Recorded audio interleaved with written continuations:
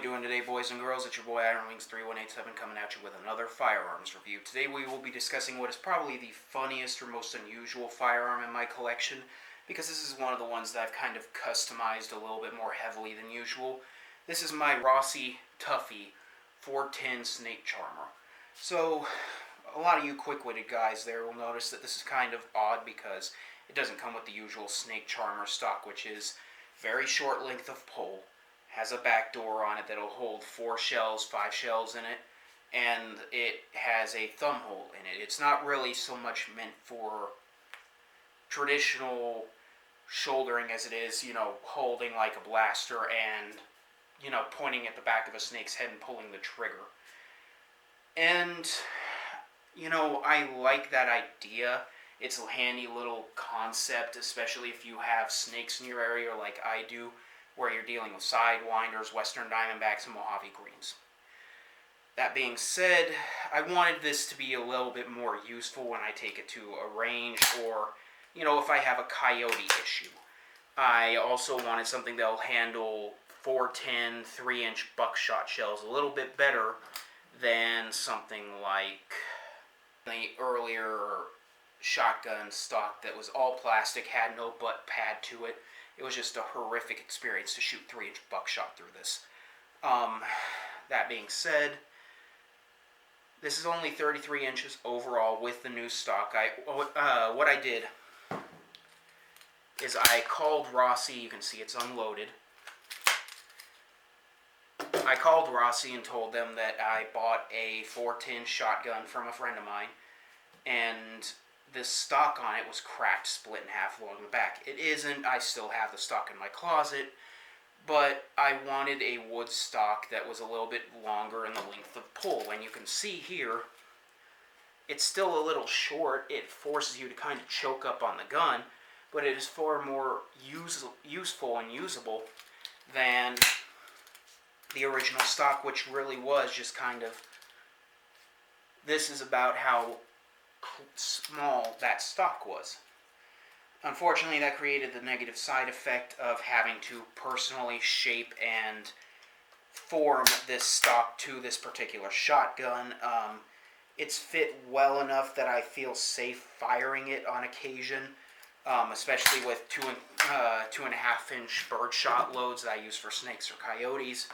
I occasionally, seldom for fun, shoot a 3-inch buckshot magnum load through it.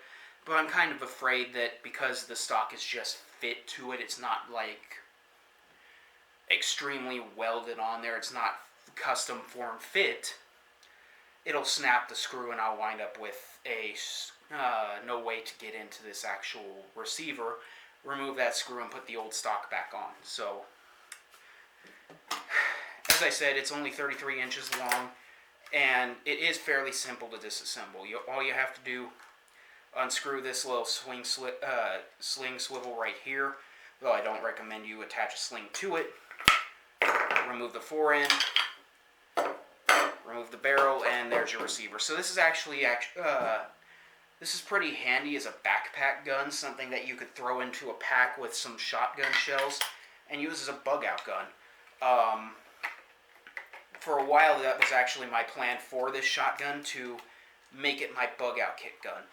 But I figured out that I like my muzzle loader a little bit more. It gives me a bit better range, and it gives me better options when it comes to prepping, because gunpowder, black powder, and musket caps are more readily available at the time, so I can stock up, keep a large amount of them. And in a post-apocalyptic situation, I think that lead for bullets is going to be a lot easier to come across than shot shell components, especially for the 410. And a few of you more observant viewers might be noticing that there's something else off about this. There's no 22 companion barrel to the shotgun, and that's because I bought this used in my local gun shop for about $100.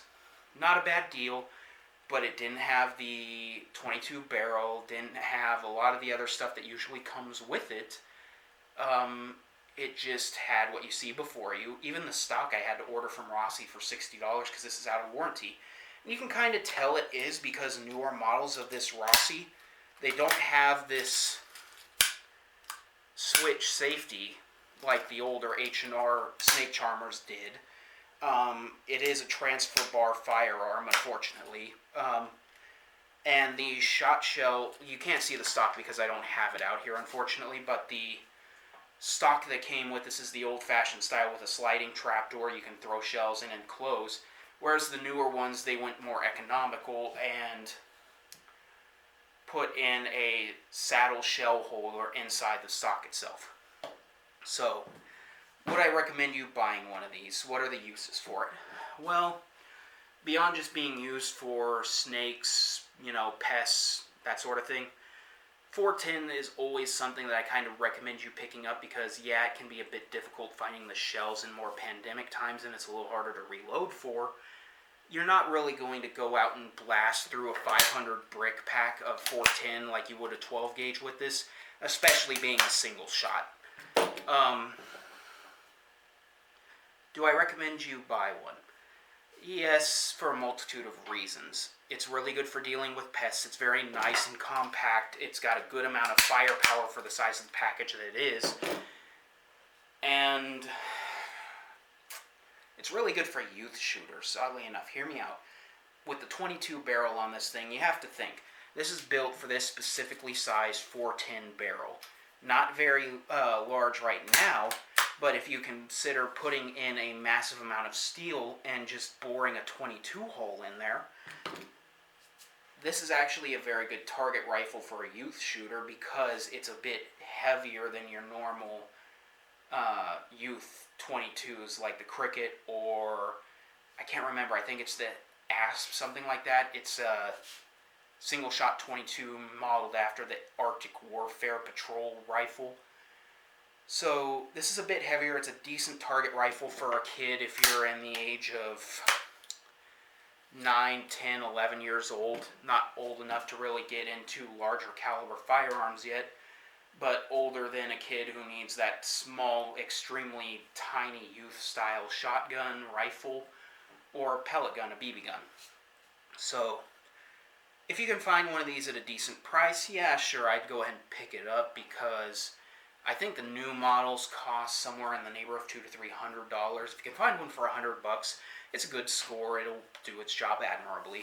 It's not the best in construction. This fore-end being plastic and the threads, the screw is plastic too.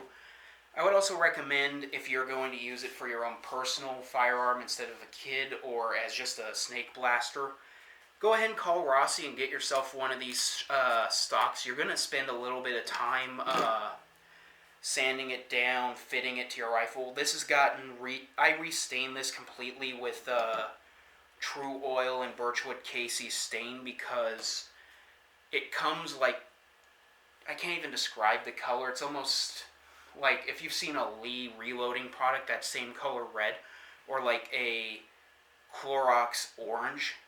It's almost that kind of color, and it's flat. There's no sheen to it. There's nothing. It's just matte.